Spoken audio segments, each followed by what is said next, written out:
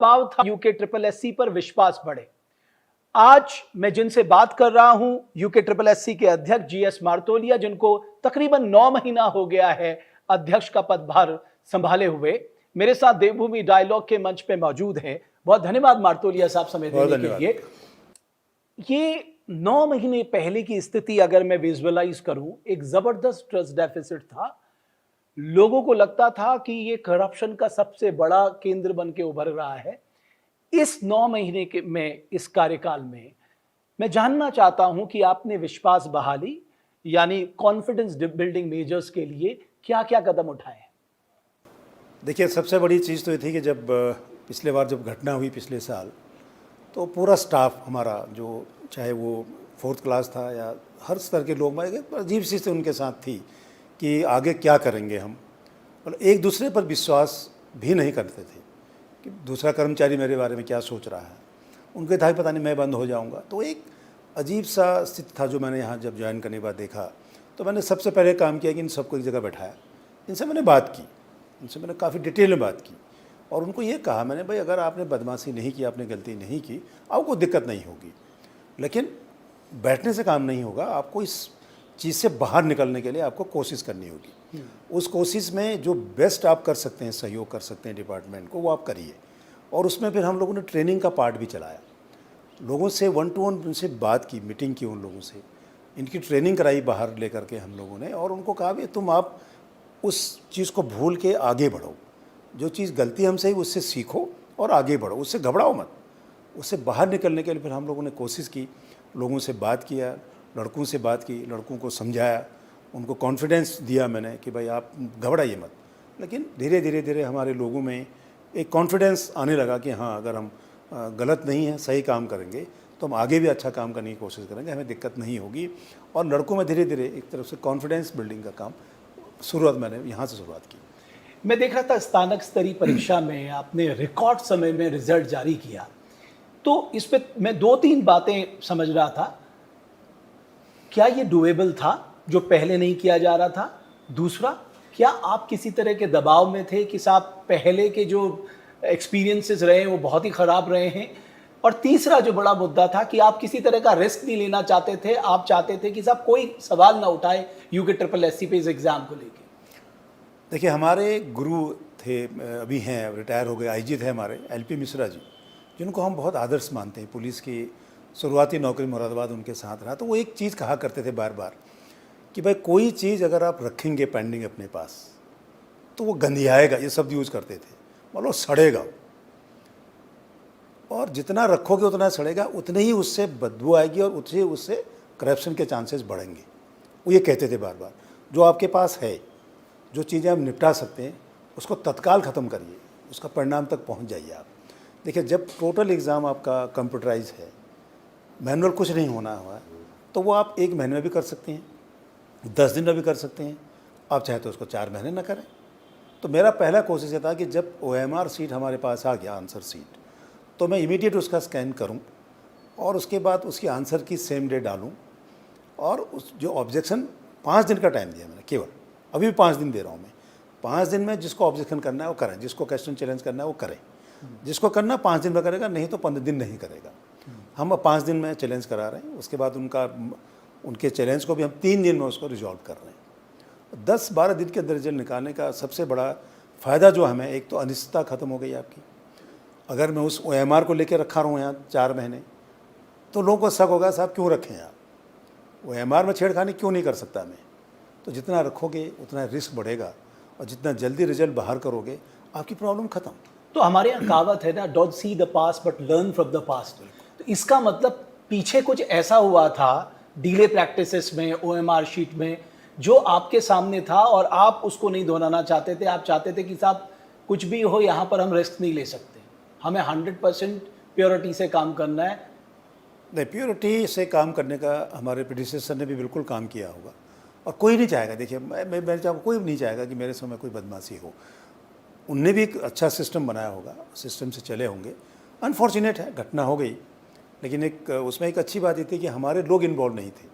लेकिन जिस लापरवाही जरूर थी, मैं इसको मानता हूँ, बहुत बड़ी लापरवाही कमीशन स्तर पर थी पिछले बार, क्योंकि जिस कंपनी ने हमको धोखा दिया 2015-16 में, उसको हम लोगों ने बाहर नहीं किया, वही हमारा काम करता रहा, तो वो हमको धोखा दे गया। तो लापरवाही कह सकते हैं, लेकिन हमारा डायरेक्ट इन्वॉल्वमेंट उसमें नहीं था। लेकिन अभी भी मैं कह रहा हूँ कि जो चीज़ें आपके पास हैं, अभी देखिए 2015-16 की 17-18-20 तक के भी अगर रिजल्ट निकालते रहोगे अभी तो दिक्कत होगी। हम अभी पिछले कभी ये प्रैक्टिस भी रहा है कि 100 वैकेंसी में हमने 60 निकाल दिए, 40 छोड़ दिए। क्यों छोड़े हम 40? एक साथ 100 निकालिए ना, ख़त्म करिए उसको, फाइल बंद। अब हम ये कर रहे हैं कि जैसे हमारे पास 500 वैकेंसी है, तो 500 का एक साथ रिजल्ट बाहर, और 10, 12, 15 दिन के भीतर मैं उसको रिजल्ट तैयार करके रिकमेंडेशन कंसर्निंग डिपार्टमेंट को भेज रहा हूँ। उसके बाद फाइल बंद होगी सर। फाइल तभी खुलेगी कभी कोर्ट चैलेंज करेंगे, अदरवाइज फाइल बंद। मैं उस फाइल को दोबारा नहीं छोड़ूंगा। जिसका रिजल्ट बाहर चला गया, रिजल्ट मैंने रिकमेंडेशन भेज दी, उस पर फिर कोई चर्चा नहीं होगी और वो फाइल वहीं बंद होगी। अदरवाइज देखिए, अगर मैं उस फाइल को चलाता रहूँगा ना, तो उसका कोई अनएंडिंग प्रोसेस है। आज एक लड़का निकालूंगा, कल 2 निकालूंगा, फिर वहाँ भी बदमाशी होती है। फिर तो वो सिस्टम जहाँ जहाँ पर इस तरह के चांसेस थे, ऑलमोस्ट करीब करीब मैं उनको बंद करने की आपने 2 बहुत इंपॉर्टेंट बिंदु बोले। आपने कहा कि यहाँ के लोग इन्वॉल्व नहीं थे, लेकिन घोर लापरवाही थी और लापरवाही के कारण ये हुआ। दूसरा, आपने कहा कि 2015-16 में जो गड़बड़ी हुई थी, उसमें जिस एजेंसी को आपको हटाना चाहिए था उसे नहीं हटाया गया। मेरा आपसे काउंटर सवाल है, उस एजेंसी ने उसके बाद 50 से ज़्यादा एग्ज़ाम कराए, तो जाहिर है इन्वेस्टिगेशन तो 4-5 में चल रहा है। उसने इतने सारे एग्ज़ाम कराए, इसकी क्या गारंटी है कि वो जो एग्ज़ाम हुए होंगे उसमें गड़बड़ी नहीं होंगी? इसका मतलब ब्लैक शिप आज भी हमारे सिस्टम में बैठे हुए हैं, जो तिल तिल हमारे उत्तराखंड को खा रहे होंगे। देखिए, बहुत डिटेल जो इन्वेस्टिगेशन अभी चल रही है हमारी, उसमें पुराने एग्ज़ामों पर ऐसी बात आई नहीं। 15-16 में आई थी, सेम कंपनी थी, बीच में नहीं आई। अब देखिए, संभावनाओं पर तो कभी इनकार नहीं कर सकते, लेकिन हाँ, मेरा ये मानना है, जिस आदमी ने जहाँ बदमाशी की वहाँ उसको वहीं पनिश हो जाना चाहिए था। उसको वहीं अगर ब्लैकलिस्ट करते हैं हम लोग, तो हमारी प्रॉब्लम ये आगे नहीं बढ़ती। हम जैसे अभी हमारे यहाँ NSEIT वाला NSEIT करके है हमारा, स्टॉक एक्सचेंज इंफॉर्मेशन टेक्नोलॉजी वाले हैं, उन्होंने हमारा बंदरों का एग्ज़ाम किया था जिसमें नकल हुई, उसको भी हम अपने यहाँ से हटा रहे हैं। उसे सेमी गवर्नमेंट है वो, नेशनल स्टॉक एक्सचेंज वाला, हम उसको भी बाहर कर रहे हैं अपने यहाँ से। तो जहाँ पर किसी कंपनी ने थोड़ा सा भी बदमाशी कर लिया, तो हमारा तो पूरा सिस्टम फेल हो जाएगा। तो हम उसको भी ब्लैक लिस्ट, मतलब हमारे यहाँ से उसको हम पैनल से उसको हटा रहे हैं। तो मेरा ये मानना था कि जहाँ बदमाशी हुई, जिस कंपनी ने किया, जिस व्यक्ति ने किया, उसके प्रोसेस से बाहर हो जाना चाहिए था, जो हमने नहीं किया। और उसका एक परिणाम बहुत दुखद रहा, जो इतनी भर्तियों में गड़बड़ी हुई और उत्तराखंड के युवाओं के साथ नुकसान हुआ, उत्तराखंड की गवर्नमेंट की छवि खराब हुई, इवन इंडिविजुअल ऑफिसर जो हम रहे, मौजूद रहे, उनको दिक्कत हुई। तो मेरा ये मानना है कि इस तरह से आपके आँख कान का देना हमेशा खुला रखिए। But being a police officer, कभी कभी आपको लगता है कि यार हम 3-4 एग्ज़ाम्स में इन्वेस्टिगेशन कर रहे हैं और यहाँ तो इतने सारे एग्ज़ाम्स हुए, तो आपके मन में आता है कि इसकी क्या गारंटी है ये एग्ज़ाम बिल्कुल साफ़ सुथरे हुए होंगे, यहाँ पर नकल नहीं होगी, यहाँ पर वो शीट से छेड़छाड़ नहीं होगी? कभी आपको नहीं लगता कि इनको भी कहीं ना कहीं दायरे पर लाना चाहिए? एक बार देख तो ले, कहीं ऐसा तो नहीं कि गलत लोग जो हैं सिस्टम पे बैठे हैं और ईमानदार लोग सड़कों पे धूल फांक रहे हैं? और वो देखिए, कभी बात चर्चाएं होती है, जैसे पुलिस के दरोगाओं पर चर्चा हुई, 15 यूनिवर्सिटी ने किया। IIT रुड़की ने हमारे एग्ज़ाम कराए 2002 में, सब इंस्पेक्टर, वो CBI की इंक्वायरी में चला गया, उसमें DG हटे, एक ADG जेल भी गए। पन्नगर ने किया, वो भी हमारा इंक्वायरी चली, विजिलेंस वाले कर रहे हैं। और संभावनाएं सब कुछ हैं, लेकिन कॉन्क्रीट एविडेंस मिले तभी आगे कुछ बात हो सकती है। अदरवाइज आधी अधूरी ज्ञान से ना जैसे नुकसान होता है, तो उससे फिर दिक्कत बढ़ती है। हम अब अनिश्चितता होगी, एविडेंस मिलेगा नहीं आपको, तो डिटेल में जांच करने के लिए तो खैर को सिस्टम बने, वो अलग बात है। लेकिन मेरा ये मानना है कि जिसने बदमाशी करी उसको वहीं निपोड़िए, वहीं ख़त्म करें, तब आगे बेहतर। बट सर, मैं आपकी इस बात से सहमत नहीं हूँ कि आज एविडेंस नहीं मिलेंगे। अगर आप चाहें या एजेंसी चाहें तो एविडेंस तो कहीं से भी ढूंढ के ला सकती है, बस शर्त है कि आप डिटरमाइंड होने चाहिए कि नहीं, मुझे उस ब्लैक शिप को हटाना अपने सिस्टम से, मुझे अपना सिस्टम बिल्कुल दुरुस्त करना है, एक ट्रांसपेरेंट सिस्टम मुझे लाना है। देखिए, मैं वही, अभी जो इन्वेस्टिगेशन चल रहा है, SIT कर रही है, हरिद्वार की SIT कर रही है, दोनों तफ्तीश कर रहे हैं। इनसे मैं काफ़ी डिटेल में चर्चा करता रहता हूँ, क्योंकि पुलिस वाला रहा हूँ मैं, तो मैं हर आदमी को शक की दिशा से देखता हूँ। तो मैं डिटेल में बात करता हूँ, इसका ये था तो ये क्यों था, ऐसा क्यों नहीं हुआ था, ऐसा क्यों नहीं हुआ। और SIT यहाँ की बहुत अच्छा इन्वेस्टिगेशन कर रही है हमारे 3-4 मुकदमे में। मैंने बल्कि उनसे कहा कि औरों में चर्चा करो, वो लोग एक लाइन आगे स्टेप बढ़ के आगे काम भी करते हैं। जो लड़के इसमें शक के दायरे में थे उनका डिटेल वो निकालते रहते, किस किस से आपके संपर्क में था। अभी पिछले वाले स्नातक स्तरीय एग्ज़ाम में हमको डाउट हुआ 2 आदमी पे, एक जिला पंचायत में जेई था और एक लड़का और था। उसको मैंने SIT को कहा, मैंने इसको देखो ज़रा STF को, उन्होंने देखा, वो लाए भी हम एग्ज़ाम से दिन पहले उनको बैठाया, उनने पैसे लिए हुए हमारा छेड़छाड़ करूँगा, लेकिन वो नहीं कर पाए, वो काम नहीं था उनको, पैसे का जुए में हार गए तो उनको ठग करके पैसे ले ले 80-90 हज़ार। वो लड़के भी बैठाए हम लोगों ने, उनके खिलाफ FIR हुई। मतलब कानून आने के बाद की आप स्थिति ये बता भी रहे हैं। 4 दिन पुरानी बात बता रहा हूँ। हमारे एग्ज़ाम के पहले 9 तारीख को हमारा एग्ज़ाम हुआ जुलाई में, ये घटना हुई 7-8 को उनको बैठाया हमने, 1 महीने से। आप कह रहे हैं ये जो गैंग है ये स्टिल एक्टिव है? ना, वो गैंग उसका कहा ठगा बच्चों को कि मैं तुम्हारा OMR में छेड़खानी करके तुम्हें पास करा दूंगा। ओके, उसको बेवकूफ़ बनाया ना, वो कर नहीं पाए। वो पैसे ले लिए उससे, लेकिन वो पैसा उसको लगाना था, जुए में हार गया 90,000 लाख रुपए, तो वो पैसा पूरा करने के लिए लड़कों को ठग के पैसे ले लिया उसने, बोले एक तरह से फ्रॉड हो गया। तो नेहरू कॉलोनी थाने में उसमें FIR हुई। बट क्यों नहीं चीफ मिनिस्टर या आप खुद पब्लिक में आके हमारे लोगों से ये कहते हैं कि साहब आप अपनी मेहनत पे भरोसा करिए, आपको कोई कितना भी प्रलोभन दे, आप ये पैसे के चक्कर में, पहचान के चक्कर में कभी मत पड़िए, आपको सिर्फ आपकी मेहनत आपका ये पद दिला सकती है। मतलब ये लोगों के दिमाग में क्यों नहीं बैठा सकते अभी तक? देखिए, मैं डे 1 से, जिस दिन मैंने ज्वाइन किया तब से मैं लगातार कह रहा हूँ, मेरी जब भी चर्चा होती मैं सबसे मिलता भी हूँ, बच्चे अपनी परेशानी लेके आते हैं, मैं उनसे मिलता भी ज़रूर हूँ। डायलॉग मैं कभी ख़त्म नहीं करता।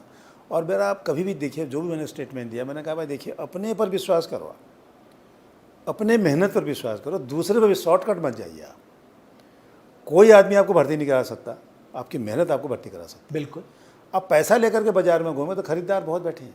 अब आपके देखिए, केवल OMR में तुम्हारा छेड़खानी करके तुम्हें भर्ती करा दूंगा, पैसे ले गए ना, उसको लगा दिया जुए में। अब बच्चों के तो दिमाग में आना चाहिए। देखिए, मैं उन बच्चों के साथ मेरी सिंपैथी है जिन्होंने 15-15 लाख दे करके, जिन्होंने एग्ज़ाम नकल करने की कोशिश की, आज वो कुछ जेल में हैं, कुछ डिबार हो गए और भविष्य में भर्ती नहीं हो पाएंगे, उन्हें घर बार बेच के पैसे ले लिया, वो ख़त्म हो गया ना। तो मत करिए, विश्वास अपने आप पर करिए, हम पर करिए ना। हम आपको विश्वास दिला रहे हैं कि आपके मेहनत के हिसाब से हम आपको परिणाम देंगे। आप शॉर्टकट बिल्कुल मत जाइए। कोई आदमी आपको भर्ती नहीं करा सकता सिवाय आपके मेहनत के, तो मेहनत करो। मैं बार बार हर बच्चों से कहता हूँ, हर बच्चों से कहता हूँ। देखिए, कुछ ऐसा ग्रुप भी है, देखिए अभी एक हमारे यहाँ क्या किया कि 2 कोचिंग सेंटर हैं। स्नातक स्तरीय में उन लोगों ने क्या किया कि 3 बच्चों के नाम रखे और सोशल मीडिया में डाला कि साहब जगदीश सिंह सन ऑफ कुंदन सिंह के पटवारी एग्जाम में 16 नंबर थे, यहाँ टॉप 5 में कैसे आ गया? और इन्वेस्टिगेट, आपने इन्वेस्टिगेट किया, हमने वो गलत किया, निकली गलत सारी। निकली। अब देखिए, इस तरह की चीज़ों को बट वो आपने कहा 2 कोचिंग सेंटर इसमें, हाँ, ये तो आप उनके खिलाफ कड़ी कार्रवाई करें। FIR हो रही है, हमने भेज दिया है, FIR होगी। हम देखिए, मैं बदमाशों को बख्शने के मूड में नहीं हूँ। जो आदमी र्यूमर फैला करके चीज़ों को ख़राब करेंगे, उनको बख्श करने के मूड में नहीं हूँ। लेकिन मैं उनके साथ हमेशा खड़ा हूँ, जो ईमानदारी से अपना काम करें, मेहनत से अपना काम करें, उनके लिए मैं सारे सिस्टम को बढ़िया कर सकता हूँ। ओके, मार्तोलिया साहब, मैं कोचिंग सेंटर के रोल में भी आऊँगा और किस तरह से कोचिंग सेंटर का जाल फैल रहा है उत्तराखंड में मैं देख रहा हूँ, तो उस पर भी मैं आऊँगा। लेकिन मैं देख रहा हूँ कि पेंडेंसी, सपोज 100 पोस्ट के लिए आपको कहा गया कि आप चयनित करिए, 70 को आप ज्वाइन करा दे रहे हैं, 30 या 20 को आप छोड़ दे रहे हैं। नाउ दिस पेंडेंसी, आपको लगता है कि ये पेंडेंसी को तत्काल खत्म करना चाहिए? बिकॉज अगेन आप एक रूट खोल रहे हैं, वो भागेगा, वो तमाम तरह के हथकंडे अपनाएगा, अल्टीमेटली उसे जॉब चाहिए। आपको लगता है कि इसको बहुत स्पष्टता से हमारी सरकार को देखना चाहिए कि भाई ये स्पष्ट होना चाहिए, अगर 100 तो 100, पेंडेंसी नहीं रहनी चाहिए? सरकार का इसमें डायरेक्ट इन्वॉल्वमेंट नहीं हुआ। सरकार, गवर्नमेंट ने, डिपार्टमेंट ने आपको भेज दिया कि आपको इतने आदमी भर्ती करने हैं और उतने भर्ती करके भेज दो, ये होना चाहिए। हम पेंडेंट नहीं रखेंगे, कोई वेटिंग लिस्ट नहीं निकालेंगे, जहाँ सिस्टम वहाँ निकालेंगे, जहाँ नया नहीं निकालेंगे। मैं जब ज्वाइन किया मैंने, तो हमारे पास 12 एग्ज़ाम थे। 12 एग्ज़ाम में 3 में तो FIR हो गई थी, 8 एग्ज़ाम वो थे जो जिनके रिजल्ट निकल करके उनके टाइपिंग टेस्ट हो गए, उनका डॉक्यूमेंट वेरिफिकेशन हो गया, और कुछ में आधा अधूरा रिजल्ट निकल गया। जैसे फॉरेस्ट गार्ड में, LT में जितनी वैकेंसी थी उसके आधे हमने वैकेंसी डिपार्टमेंट को भेज दिया, इस तरह के थे। तो मैंने पहले उन्हीं जो पार्ट पेंडिंग थे उनको पर स्टडी किया मैंने, इसमें क्या करें। मुझे 5-4 महीने लगे सबको ठीक करने में। और आपको ध्यान होगा मैंने 28 दिसंबर को एक उससे पहले कहा था कि मैं अगले साल इस पर निर्णय नहीं, इसी साल निर्णय करूँगा। 28 दिसंबर को मैंने निर्णय किया। इतने एग्ज़ाम कैंसिल, इतने एग्ज़ाम का मैं रिजल्ट निकालूंगा। और मैं उस पर लगातार काम करके मेरे पास अब केवल पुराने एग्ज़ाम में शायद 2-4 एग्ज़ाम बचे हुए हैं छोटे मोटे, बाकी मेजॉरिटी जो थी उसमें मैंने क्लियर कर दिया है। और जो नए एग्ज़ाम है उसमें केवल मेरे पास 2 एग्ज़ाम बचे हैं जिनका मुझे रिकमेंडेशन भेजनी है। एक ड्राइवर मेरे पास अभी ज़रूर पेंडिंग है। तो मेरा भी ये मानना है कि जितने पद हैं उतना रिकमेंडेशन भेज दो आप। पेंडिंग रखोगे, देखिए उसको भी, उस बच्चे के साथ भी अन्याय है जिसका सिलेक्शन हो रहा है, उसको फिर क्यों मौका दे रहे हो 10 जगह जाए। वो मेरिट पे है, भारी है ना, नौकरी जाए, नौकरी करे अपना, दफ्तरों के चक्कर क्यों मारे। आपने अपने गुरु की बात बताई ना कि जितना पेंडिंग रखोगे उतना सड़ जाएगा, उससे बदबू आएगी। वो मतलब वो हमेशा मेरे ध्यान में रहता है। तो इसलिए अभी जो भी हम नए भर्ती कर रहे हैं, जैसे भी सचिवालय रक्षा का क्या हमने 33 पद है, 33 भेज दिया सर। 34 नहीं भेजेंगे सर, 33 भेज दिया हमने। कोई ज्वाइन नहीं करता, एफिडेविट देते हैं, जो नेक्स्ट 4 होंगे फिर भेज दूंगा हमें, लेकिन 1 साल के अंदर निपटा के फाइल बंद करके खत्म। आपने सचिवालय रक्षक की बात की, मैं देख रहा था आपने एडमिट कार्ड 25,000 को बांटे, 10,000 के आसपास लोग उस पर अपियर हुए। आपने कहा कि आपने बहुत सारे बदलाव किए, तो अभी भी मुझे एक ट्रस्ट डेफिसिट दिखाई दे रहा। 25,000 एडमिट कार्ड देना, 10,000 लोगों का अपियर होना, तो ये इतना बड़ा गैप क्यों है? रीजंस क्या है इसके? रीजंस मैं बताता हूँ। देखिए, पिछले 2020, 18, 19, 20, 21, 22, 4-5 साल के एग्ज़ाम है ये सारे। 5 साल तक, 3 साल तक हम घूमते रहे, कभी FIR हो गई, कभी नकल हो गई। इसमें आधे, अभी आप देखिए जो बच्चे हम ज्वाइन करा रहे हैं, इसमें 50% बच्चे ज्वाइन करेंगे, 50% नहीं करेंगे, क्योंकि उनकी नौकरी दूसरी जगह मिल गई, उनको नौकरी कर चुके हैं लड़के। और ओवरऑल देखो आप, पूरे पिछले जब से ये बना है 2013-14 में, कहीं 14 बना था ये, अब एवरेज देखेंगे तो 48% से ऊपर अटेंडेंस कभी नहीं होती। ओके, नॉर्मल प्रैक्टिस है ये। और हमारे रिजल्ट निकालने से पहले पब्लिक सर्विस कमीशन 2 रिजल्ट निकाल चुका था, तो लड़के वहाँ चले गए। पता लगता है लड़के, अभी जो हमारे यहाँ DV हो रही थी अभी कनिष्ठ है कि वो आधे बच्चे इसमें निकले हुए हैं हमारे इसमें स्नातक स्तरीय में। और जब इसका रिजल्ट निकलेगा तो लड़के यहाँ आएंगे, बेटर पोस्ट होगी तो वहाँ वैकेंसी हो गई। तो अटेंडेंस 48 से 50% के बीच ही हमेशा रहा है। और उसका बहुत बड़ा कारण देखिए, पद 33 पद हैं।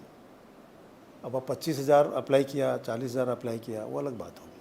पोस्ट 33 हुई। अब सिंपल मान के चलो, जिनको डिबार किया 18 लोग कोर्ट में गए, उन लोगों ने खर्च करके वकील किया करके वकील गए, परमिशन लेके आए। 18 को बैठना चाहिए ना मेरे हिसाब से, क्योंकि आप कंटेस्ट कर रहे, कोर्ट में लड़ रहे हो, हमको अन्याय किया आपने। केवल 4 बच्चे बैठे, 14 एब्सेंट हो गए और 4 फेल हो गए वो। तो इतना मेहनत करके भी लड़का बैठ नहीं रहा है, खुद कोशिश कर रहा है कि मुझे बैठने तो, कोर्ट कह रही है आप बैठाओ इसको, नहीं आ रहा है वो। तो पद का भी हो सकता है, दूसरी जगह उसका नौकरी भी हो सकती है, ये सब चीज़ें हो सकती हैं। ओके, आपने डिबार्ड स्टूडेंट्स की बात की। मैं देख रहा हूँ कई स्टूडेंट्स को आप डिबार कर रहे हैं, लेकिन कोर्ट से उनको राहत मिल जा रही है। आप ये जानते हुए कि साहब वो गलत है, उसके बाद भी वो एग्ज़ाम में अपीयर हो रहे हैं, तो आपको नहीं लगता कि ये थोड़ा सा आपके विश्वास को कमज़ोर करता है, या आपको लगता है क्वालिटी ऑफ जो इन्वेस्टिगेशन है वो सवालों के घेरे पे? नहीं, उसमें 2 तरह के हैं। एक तो चार्जशीट वाले हैं, कुछ ऐसे हैं जो इन्वेस्टिगेशन में जिनके 164 के बयान हुए, जो विटनेस भी आ रहे हैं उसमें। अभी उसमें हमको कोई नुकसान नहीं हुआ। कोर्ट ने कहा इनको बैठा दिया, हम लोग बैठे, एग्ज़ाम दें, कोई दिक्कत नहीं है। फिर उसका रिजल्ट निकालेंगे थोड़ी हम लोग, फिर कोर्ट जाएगा वो रिजल्ट निकालो, तो वो तो प्रोसेस में है। देखिए, कोई किसी को भी लीगल रेमेडी लेने का अधिकार है, वो ले रहा है। हमारा अधिकार है कि हम उनको ठीक से फाइट करें, हम करेंगे। मतलब बदमाशों को बैठने की परमिशन हम आसानी से देंगे नहीं। बट आप कोर्ट को कन्विंस क्यों नहीं कर पा रहे साहब, ये लोग गलत हैं, नहीं, उनको कैसे उसमें दिखाएं? जो सही बच्चे हैं उनको कितना नहीं, इससे उसमें केवल तनाव 2 दिन एग्ज़ाम के 2 दिन पहले की बात है। उससे 2 दिन पहले हमारे स्नातक स्तरीय परीक्षा पर भी ग्रहण लगने की कोशिश कराई गई। हम लड़े उसमें पूरी ताकत से। कोर्ट ने कहा बिल्कुल कमीशन ने ठीक किया, हमारे बहुत अच्छे जजमेंट दिया हमारे फेवर में, तो हमारा एग्ज़ाम हो पाया। हम ठीक से लड़ेंगे साहब, कोर्ट में भी हम ठीक फाइट। ओके, फ्यूचरिस्टिक बात करते, ये बताइए अगले महीने से आपके पास काम नहीं होगा, बिकॉज आप UKPSC को सारे एग्जाम्स दे दिए थे, और क्योंकि UKPSC में तो वो कहते हैं ना घर का भेदी लंका ढाई, वो स्थिति थी तो क्या आप कोशिश करेंगे कि साहब उस समय की परिस्थितियां अलग थी, आज की परिस्थितियां अलग हैं, लिहाजा जो एग्जाम यूके ट्रिपल एससी की यूके पीएससी को दिए हैं वो वापस यूके ट्रिपल एससी को दी जाए, वरना तो फिर आपके पास भी कोई काम नहीं रहेगा? देखिए जो उस टाइम सिचुएशन ऐसी थी, बहुत अच्छा किया गवर्नमेंट दिया, और धीरे धीरे हम अपना कैपेसिटी बिल्डिंग कर रहे हैं, रिजल्ट निकालने, लोगों का कॉन्फिडेंस हमारे कमीशन के ऊपर धीरे धीरे बढ़ाने की कोशिश हो रही है, हम बढ़ाएंगे भी। और देखिए खाली तो नहीं, मतलब अगर हमको इस बीच कोई काम नहीं हुआ तो अपने इंटरनल सिस्टम को और अच्छा करेंगे हम लोग। आजकल मैं नियम कानून को पढ़ रहा हूँ, डेली हमारे प्रेजेंटेशन होता है कि कैसे चीज़ों को और बढ़िया किया जाए, कहाँ कहाँ हमको समय, उस पर हम काम कर रहे हैं, इंटरनल चीज़ें कर रहे हैं। पहले लिए हमने गवर्नमेंट को एक रिक्वेस्ट भेज दिया है कि हमने अपने पुराने पार्ट पेंडिंग काम करीब करीब हमारे समाप्ति पर है, और हम अपने इस हमारी कैपेसिटी अब इस लायक है कि हम आगे के एग्ज़ाम अच्छा करेंगे, अच्छा किया हमने, आगे भी अच्छा करेंगे। तो वो अमेंडमेंट करके हमारा जो मैंडेट है वो हमको वापस करो, हमने गवर्नमेंट से रिक्वेस्ट किया। मुझे उम्मीद है कि गवर्नमेंट इस पर बहुत जल्दी निर्णय आपने नहीं कहा तो उनके तो घर के अंदर चोरी हो गई साहब, हमारे यहाँ तो कहीं एजेंसी ने किया नहीं, तो कम नहीं, से अब कम ये अब आप ये एग्जाम हमें दीजिए। बिकॉज क्या है कि उनकी कैपेसिटी बिल्डिंग, आपकी कैपेसिटी बिल्डिंग, ऑलरेडी उनके पास पहले से एग्जाम है, फिर आपके पास जब आप कह रहे हैं आपकी इंटरनल कैपेसिटी बिल्डिंग आपने बढ़ाई है, तो नेचुरली आपके पास एग्जाम आएंगे। कम से कम टाइमली एग्जाम हो जाए, टाइमली पद भरे जाए, जो वैकेंट पोस्ट है वो भरे जाए, थोड़ा गवर्नेंस में भी रफ्तार आए साहब। अल्टीमेटली तो गवर्नेंस में रफ्तार लाने की बात है जब आपके पास ह्यूमन पावर पूरी होगी। नहीं, वो सही कह रहे हैं आप। जब किसी आदमी को ज़्यादा काम दोगे और ज़्यादा प्रेशर होगा तो गलती के चांसेस भी बढ़ जाते हैं। तो हमारा मैंडेट हमको वापस करें, और हम इतना गवर्नमेंट को विश्वास दिला सकते हैं कि हम अपने कमीशन से उसी लड़के को मेहनत का फल देंगे जो मेहनत करेगा। शॉर्टकट नहीं होगा, ये हम कोशिश करेंगे। भविष्य से जुड़े कुछ सवाल जो एस्पिरेंट्स चाहते हैं मैं आपसे ज़रूर पूछूं, क्या एग्जामिनेशन पैटर्न में भविष्य में कोई बदलाव के आप संकेत देते हैं, कोई विचार आपका चल रहा है? बिल्कुल। देखिए अभी तक हमारे यहाँ क्या हुआ कि सिंगल लाइनर क्वेश्चन रहे। अब हम ऐसे क्वेश्चन का पैटर्न अभी हमने किया था जहाँ लोगों को 2 घंटा भी कम होगा एग्ज़ाम देने के लिए, 2 घंटे में भी उसको कम पढ़ेंगे। रीजनिंग का सवाल होगा, आपको दिमाग लगाना पड़ेगा। ऐसा नहीं होगा कि साहब एक लाइन पढ़ दिया, साहब उत्तर प्रदेश की राजधानी कहाँ है, टाइप नहीं होगा उस पर पैटर्न पे। दूसरा, हम अपने एक्सपर्ट्स का भी थोड़ा कोशिश कर रहे हैं बेटर हो। फिर 2 स्टेज पर उसका मॉडरेशन हो।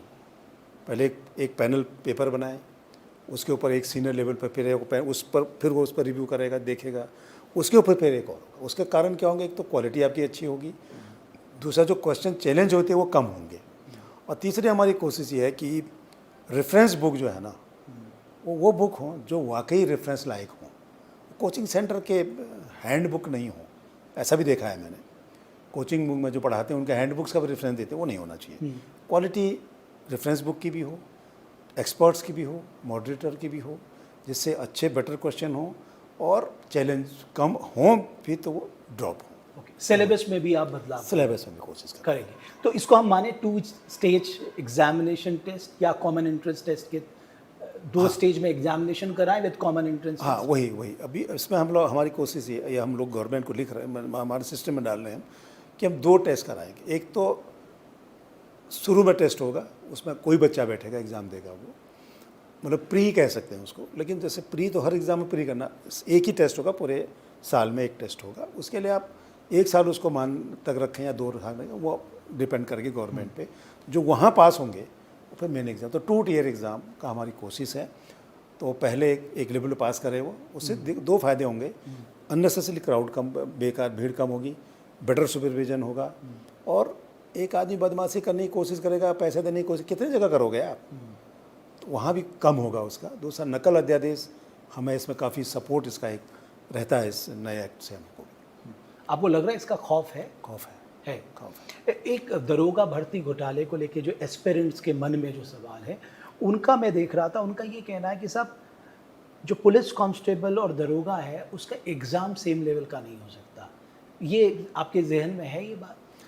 नहीं, मतलब सब इंस्पेक्टर और दोनों में अलग अलग एग्ज़ाम होते हैं हमारे। नहीं, उनका आपके जो क्वेश्चंस हैं वो सारी चीज़ें हैं, मतलब इसमें ये लिखा है एग्ज़ाम का लेवल सेम नहीं होना चाहिए। बिल्कुल नहीं होना चाहिए। कांस्टेबल का अलग होना चाहिए, एसआई का अलग होना चाहिए, दोनों फ़र्क है। देखिए, एक इंटरमीडिएट है, एक का ग्रेजुएशन है। बिल्कुल। सब इंस्पेक्टर लेंगे तो उसका क्वालिटी होना चाहिए, हायर होना चाहिए, हमेशा होना चाहिए। एक 12th स्टैंडर्ड पाएंगे हम लोग, कांस्टेबल थोड़ा नीचे रखेंगे, होना चाहिए। देखिए, अगर आप अच्छा करना चाहें ना पर कमीशनों को, तो सबसे बड़ी चीज़ है, देखिए इतना पैसा क्यों खर्च कर रहे हैं हम? बिल्कुल। क्वालिटी आए भर्ती होकर के, और उस पर अगर हम अच्छा नहीं करेंगे, सिंपल सा क्वेश्चन लेकर चलेंगे, तो हमारा आगे जहाँ वो एग्ज़ाम देने जाएगा ना, जहाँ आप कह भर्ती रहे हो हैं जाए, इनका लेवल में बदल, बिल्कुल मैं करूँगा इसको, आप करेंगे, बिल्कुल करेंगे, सेम लेवल नहीं, बिल्कुल सेम लेवल में। ओके। अब क्या है, जो पहाड़ के बच्चे हैं, सिलेक्शन रेशियो अगर आप देखेंगे पहाड़ के बच्चों का बहुत कम है। ये एक बड़ा चिंता का विषय है साहब, जिसका आप जानते हैं कि सबसे मेहनती बच्चे, जो कम सुविधाओं में पले बड़े बच्चे होते हैं, वो कहते हैं ना संविधान हमें इक्वल अपॉर्चुनिटी और पब्लिक सर्विसेज देता है, तो ये कैसे होगा कि उनको भी मौका मिले? देखिए, जो प्लान की बात बार बार करते हैं, बार बार होता है कि साहब 332 लोग रोज़ भाग रहे हैं, ये उससे भी जुड़ा हुआ है। देखिए, पॉजिटिव साइड में सोचें, अगर अब बच्चे नीचे आके पढ़ रहे हैं, कोचिंग कर रहे हैं, वो बेटर फ्यूचर के लिए तो कर रहे हैं। कुछ ऐसे बच्चे भी हैं जो बेचारे नहीं कर सकते, गरीब लोग हैं जिनके पास ऐसा नहीं है, तो वहीं पढ़ रहा है, ग्रेजुएशन कर रहा है, जो भी कर रहा है वहीं पर कर रहा है, लेकिन उनकी फैसिलिटीज उसको नहीं मिलती। ये बात सही जो आपने कहा कि हमें उसके बारे में सोचना चाहिए कि उन बच्चों के साथ क्या करें। मेरा ये मानना है कि जो स्किल्स डेवलपमेंट की बात होती है, किसी का सेंटर देहरादून होता है, गवर्नमेंट की होती है कहीं, अब पहाड़ों में खोलिए ना उसको। मैं एक और कोशिश कर रहा हूँ भट्ट जी, अगर मैं सफल हो गया तो मैं हर डिस्ट्रिक्ट हेडक्वार्टर पे हम एक लाइब्रेरी की कोशिश कर रहे हैं, जो हमारा अपना एक ग्रुप है, अच्छे बुक्स उस लाइब्रेरी में रखें और बच्चे उसको पढ़ें। अभी तो कुछ नहीं पढ़ रहे हैं हम लोग। उत्तराखंड का इतिहास आजकल 100 आदमी ने लिख दिया है, तो उसको पढ़ रहे हैं, उससे नहीं होगा। आप अच्छे बुक्स पे जाइए। तो मेरी कोशिश, जैसे गजेटियर है हमारे, हिंदी अनुवाद आ गया उसका, उसको रखें। तो मैं कोशिश कर रहा हूँ, मतलब प्रयास कर रहा हूँ, अभी मैंने एक शुरुआत की है कि अगर हमें डिस्ट्रिक्ट हेड को थोड़ी जगह मिल जाती है या कोई कमरा देता है, तो हम बुक्स अपने सर्कल से इकट्ठा करके उन सेंटर को भेजें और लोगों को कहें वो पढ़ो, तो मैं कंपटीशन में मदद करेंगे। ओके। जैसे मान लीजिए हर बच्चा इकोनॉमिकली इतना मजबूत नहीं है कि वो कोचिंग ले सके, महंगी कोचिंग ले सके, वो अपनी मेहनत से जितना पढ़ सकता है। दूसरी तरफ ज़्यादातर बच्चे कोचिंग ले रहे हैं, तो आप देखेंगे कि जो कोचिंग ले रहे हैं बच्चे, हमेशा उनको फ़ायदा है। देखिए, वो तो होगा। देखिए, बेटर एजुकेशन, अब आप देखिए आज का जो सिस्टम है, जब हम लोग पढ़ते थे, हमारे समय कोचिंग या ट्यूशन नहीं होता था, कोई चीज़ नहीं थी। ये टीचर खुद पढ़ाते थे, भाई बच्चे को एग्ज़ाम हो ना, तुमको पढ़ाते हैं। आज मैं अभी यहाँ बच्चे 2nd क्लास से कोचिंग ले रहे हैं, ट्यूशन पढ़ रहे हैं, तो आपने सिस्टम ही वैसे कर दिया ना। अभी तो 2nd क्लास में बच्चे 2-2 घंटा ट्यूशन पढ़ के आ सर रहे हैं। वो लोग ले रहे हैं जो उसको अफोर्ड कर सकते हैं। मैं उन हाँ, बच्चों वो की बात ठीक कर रहा हूँ जो अफोर्ड नहीं कर सकते, उनके लिए हम क्या करें ताकि हम एक इक्वल अपॉर्चुनिटी उनके लिए भी रखें। देखिए, फिर वही एजुकेशन सिस्टम की बात आती है, एजुकेशन का लेवल क्या है हमारा, उस पर आती है, हमारे टीचर्स पे बात आती है, हमारे गवर्नमेंट टीचर्स कैसा कर रहे हैं, हमारे गवर्नमेंट टीचर्स कितना इंटरेस्ट ले रहे हैं, कितने टीचर हमारे अभी एक असेंबली क्वेश्चन हुआ था, हमारे लोग बिहार में काम कर रहे हैं, दिल्ली में काम कर रहे हैं, टीचर हैं अब हमारे। अभी असेंबली क्वेश्चन का जवाब था आपके 10-12 टीचर, शायद वो वापस हो गए हैं, बिहार में काम कर रहे हैं। क्यों कर रहे हैं? हमको कौन पढ़ाएगा? अभी ये हमारे असेंबली में कोई क्वेश्चन था, उसका जवाब आया।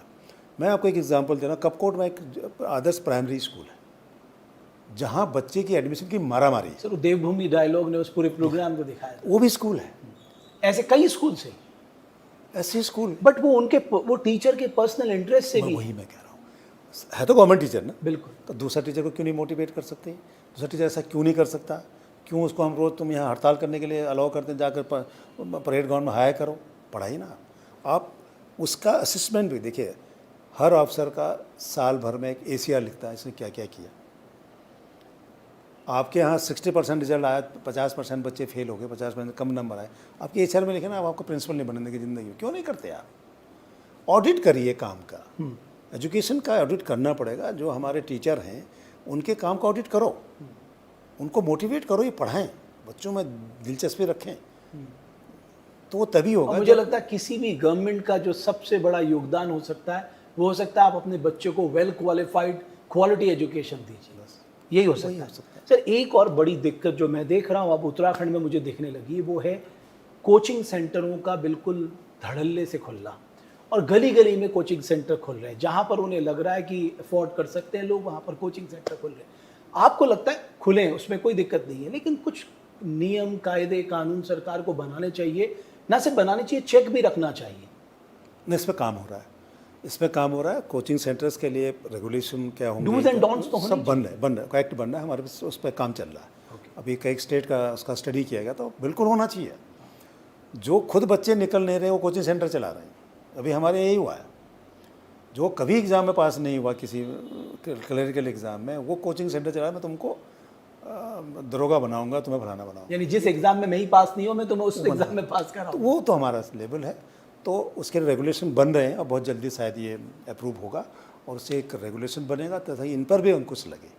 अंकुश लगना बहुत ज़रूरी है इन पर। ओके, मैंने सुना आप कई स्टेट में गए, वहाँ की बेस्ट प्रैक्टिसेस देखने गए, आपका अनुभव क्या रहा? कोई ऐसा स्टेट आपको मिला जो फुल प्रूफ है, जिसकी प्रैक्टिसेस बहुत अच्छी है, जिसको आप यहाँ यूके SSSC में रेप्लिकेट करना चाहते हैं? हाँ, मतलब देखिए, हमें हरियाणा बहुत अच्छा मिला, हमें यूपी बहुत अच्छा मिला। यूपी में बहुत बदमाशी पहले बहुत हुई, बहुत अच्छा। अभी पालीवाल साहब ने फिर कुछ स्टडी किया, उस पर भी मैं पढ़ के आया था। अभी हरियाणा बहुत ख़राब रहा शुरू में, कई लोग जेल, इवन मुख्यमंत्री तक भी जेल गए, वहाँ सिस्टम बहुत अच्छा हो गया है।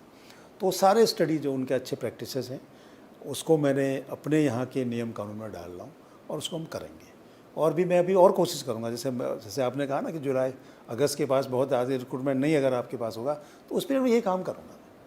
और जो अच्छी प्रैक्टिसेस हैं उसको फिर एक और मेरा और प्लान है, अगस्त लास्ट वीक में मैं एक सेमिनार कर रहा हूँ 3 या 4 दिन का, जिसमें मैं प्रेस के लोगों को एक दिन पूरा सेशन उनके साथ, इवन स्टूडेंट जो तैयारी कर रहे हैं, प्लस जो बेरोजगार संघ हैं उनका सेशन, फिर एक दिन एक्सपर्ट्स का, एक दिन जो हमारे को रिटायर्ड ऑफिसर्स रहे हों डिफरेंट कमीशनों में उनका, और एक वो गवर्नमेंट सर्वेंट, गवर्नमेंट डिपार्टमेंट जहाँ मैं भर्ती करके भेजता हूँ, वो क्या चाहते हैं हमसे, किस तरह का, जो लड़के आपके पास गए वो किस तरह के आए और हमसे आगे क्या चाहते हैं कि इनका और बेटर हो उनके।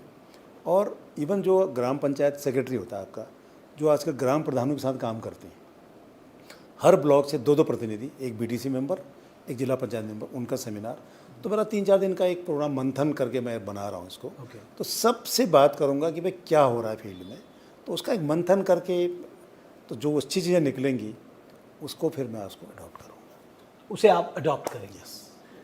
आज आप ये कह रहे हैं कि यूके SSSC में किसी तरह का पॉलिटिकल इंटरफेरेंस नहीं है, यूके SSSC के ऊपर किसी तरह का कोई दबाव नहीं है, और यूके SSSC बहुत ही पारदर्शिता के साथ काम कर रहा है, और प्रदेश भर के जो स्टूडेंट्स अपीयर करते हैं यहाँ पर विभिन्न एग्जामों में, वो विश्वास करें यूके SSSC में कि साहब हम 100% ट्रांसपेरेंसी से काम कर रहे हैं।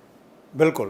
मैं बिल्कुल एक दावे से कह सकता हूँ, मतलब मैं बिल्कुल दावे से कह सकता हूँ कि SSSC किसी प्रेशर में काम नहीं करेगी, कभी नहीं, चाहे किसी लेवल पर हो। और मेरा कोशिश एक ही होगा कि जो बेस्ट बच्चे हैं, जो पढ़ रहे हैं, मेहनत कर रहे हैं, और बेस्ट बच्चे चुन करके डिपार्टमेंट में जाएं, जिससे वो बढ़िया काम करें। देखिए, जो आदमी भर्ती करोगे 60 साल तक आपका नौकरी करेगा, अगर वो अच्छा लड़का जाएगा तो वो डिलीवरी अच्छा देगा, पब्लिक के बीच में अच्छा काम करेगा, और हमारा भी इमेज को ठीक करेगा। वो कहेगा साहब अच्छे लड़के चुन के आ रहे हैं, ये मेरा प्रयास है, और ये प्रयास हमारा हमेशा रहेगा, और इसी लाइन पर हम काम करेंगे। बच्चों से मेरा एक ही है, केवल अपने पर विश्वास करो, अफवाहों पर ध्यान मत दो। कोई आपको भर्ती नहीं करा सकता, केवल आपकी मेहनत, आपका प्रयास, वो आपको सफल कराएगा, और कुछ नहीं, शॉर्टकट कहीं नहीं। एक और जो मैं सुझाव भी कह सकता हूँ कि मान लीजिए आपने कहा डूज एंड डोंट्स आप बना रहे हैं कोचिंग सेंटर्स के लिए, क्यों नहीं इस तरह की व्यवस्था की जाए कि जब ये जो कोचिंग सेंटर हैं आफ्टर ऑल वो प्रॉफिट कमाने के लिए बैठें, तो कुछ मैंडेटरी ऐसा कर दिया जाए, या आप सुझाव के तौर पे दे दिया जाए कि आप इतने जो हैं गरीब बच्चों को भी अपने यहाँ पढ़ाइए और फ्री ऑफ कॉस्ट पढ़ाइए। हम क्यों नहीं इस तरह का एक मैकेनिज्म डेवलप कर सकते हैं? एक इंटर स्टेट में तो ये मैकेनिज्म हो ही सकता है, ताकि हमारे उन बच्चों को भी कोचिंग मिल जाए। मेरा ऑब्जेक्टिव ये है कि वो पहाड़ के बच्चे जो गरीब हैं, जो इस पद के हकदार हैं, मैं सही मायने में सोचता हूँ, उनको ये मौका मिल जाए। अब इसके लिए बहुत फोर्स तो नहीं किया जा सकता, लेकिन कोचिंग सेंटर को खुद सोचना चाहिए, करें, आगे आए ना, वो आगे बढ़ो, आप करो कि मैं बच्चों को पढ़ाऊँगा, मैं EWS को पढ़ाऊँगा, मैं BPL को पढ़ाऊँगा, पढ़ाइए ना 10 बच्चों को, क्या दिक्कत है? उनको खुद आगे आए। हाँ, हम लोग उनसे कह सकते हैं कि इसको, मतलब ये एक व्यवस्था तो आपका संकेत ही बहुत है। हाँ, अगर इस तरह का संकेत से आप एक खोल रहे हैं, हाँ, आप इस बात का ध्यान हाँ, रखिए हमारे बच्चों को भी मौका बिल्कुल मिले। बिल्कुल ठीक बात है, कोशिश करेंगे, उनसे बात करें भाई, कभी उनसे भी कोचिंग सेंटर से बात कर सकते हैं, आ जाओ तुम बताओ तुम कर क्या रहे हो, उनसे भी बात करें वो क्या चाह रहे हैं, क्या हो रहा है उनके यहाँ। देखिए कई बार ऐसा होता है, देखिए हमारे जैसे अभी आपने कहा ना कि एग्ज़ाम का पैटर्न, एग्ज़ाम के क्वेश्चन, कई बार क्या होता है कि आजकल आप गूगल पे जाओगे ना, हज़ारों लाखों क्वेश्चन मिलेंगे आपको। तो मैंने आपको एक्सपर्ट बना दिया, आपको टाइम है नहीं, उन्होंने गूगल से 25 उठा कर भेज दिया मेरे पास। अब वो जब पेपर आता है ना तो फिर वो उस पर शक होता है, देखिए साहब ये फ़लाने कोचिंग सेंटर में पढ़ाया गया, देखिए साहब इसमें मात्रा का भी फ़र्क नहीं है, तो उसमें फिर वो हमारी प्रॉब्लम होती है। तो इसलिए हम लोग एक्सपर्ट वो रखें जो नेट के भरोसे जिंदा न रहे। ऑब्वियसली आपको सोर्स तो दिखाना होगा कि वो सोर्स क्या है, कहाँ से आपने वो इन्फॉर्मेशन। वही कोशिश हमारी है। मार्तोलिया साहब बहुत धन्यवाद। बहुत धन्यवाद। आपका आगे का कार्यकाल भी बहुत अच्छा रहे। मैं चाहता हूँ कि UKSSC अपनी साख मजबूत करे और हमारे युवाओं का जो ट्रस्ट है उस पर पूरी तरह से बना रहे। बिल्कुल हमारा वही प्रयास है। और मैं सभी से कहता हूँ, जो आपको कोई तकलीफ है, कोई शक कहीं, जैसे यही कोचिंग सेंटर वाला जो इसमें FIR की नौबत आ गई, ये हमारे कमीशन आते, हमें बताते कि साहब हमें ये संशय है, आप क्लियर करो, हम करते, खत्म हो जाती बात। अब आज वो इसलिए परेशान है कि मेरे ख्याल FIR होगी, FIR होनी चाहिए। आप इस कोचिंग सेंटर, ये कमीशन को बर्बाद थोड़ी करोगे। मैं इसको अच्छा करने की कोशिश कर रहा हूँ, आप अफवाह फैला के इसको ख़राब कर रहे हो। आप आकर के बात करो। तो मैं, कोई बच्चा अगर मिलने आता है मुझसे तो मैं किससे मना नहीं करता, आप आइए, अपनी बात बताइए, हो सकता है कोई बढ़िया सुझाव दे जाए मुझे, वो जो मेरे लिए बेनिफिशियरी हो, मेरे लिए फ़ायदेमंद हो। उस प्रिंसिपल के साथ मैं कोशिश कर रहा हूँ और प्रयास करूँगा कि बेहतर हो और अच्छे लड़के चुन के यहाँ से जाएँ, ये मेरा प्रयास है। चलिए, बहुत धन्यवाद। तो UKSSC के चेयरमैन मेरे साथ मौजूद थे। मैंने काफ़ी सारे सवाल उनसे भविष्य को लेकर भी पूछे हैं, लेकिन अभी उनके लिए चुनौती है UKSSC की साख को मजबूत करना, इसका जो पूरा इंटरनल सिस्टम है उसे स्ट्रेंथन करना, 100% ट्रांसपेरेंसी लाना, और जो एग्ज़ाम UKPSC को चले गए वापस UKSSC में लाके उन्हें 100% ट्रांसपेरेंसी कराना। बहुत बहुत धन्यवाद आप सभी का। बस इस बात के साथ मैं भी कहना चाहूँगा, हम सबको सिर्फ अपने पे विश्वास करना चाहिए, क्योंकि ये बहुत दिनों तक नहीं चलता। जो गलत आप करते हैं वो आज नहीं, कल नहीं, एक ना एक दिन आपके सामने आ जाता। लिहाजा सिर्फ और सिर्फ जो हमारे युवा साथी हैं वो अपनी मेहनत पे विश्वास रखें। बहुत बहुत धन्यवाद हमारे इस खास इंटरव्यू को देखने के लिए।